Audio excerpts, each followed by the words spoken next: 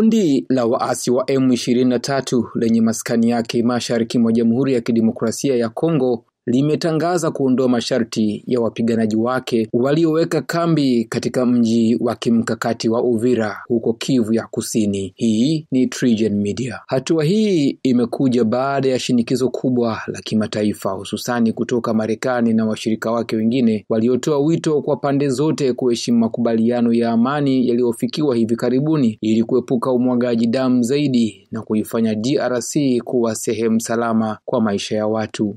Kupitia taarifa iliyoandikwa na kuchapishwa kwenye mitandao ya kijamii, M23 imesema uondoaji huo kutoka Uvira ni hatua ya kujenga imani inayolenga kuunga mkono mazungumzo yanayoendelea chini ya mfumo wa amani wa Doha, ambapo serikali ya Kongo na wawakilishi wa waasi wamekuwa wakijadiliana ili kumaliza mapigano. Kundi hilo limeeleza kuwa uamuzi huo ni juhudi ya kuimarisha mazungumzo na kufufua upya mchakato wa amani. Uvira imekuwa kitovu cha mapigano makali baada ya muungano wa M23 kuteka mji huo awali na kuzidisha mvutano, licha ya makubaliano ya amani yaliyosimamiwa na Marekani na kusainiwa mapema mwezi Disemba na marais wa Kongo na Rwanda yaliyolenga kudhibiti machafuko. Mashambulizi hayo yalisababisha maelfu ya raia kuyahama makazi yao na kuishtua eneo zima kwa kukiuka wazi ahadi za amani. Uongozi wa Kinshasa pamoja na jumuiya ya kimataifa waliukosoa vikali uamuzi huo, wakisema ulihatarisha mchakato wa amani nchini DRC.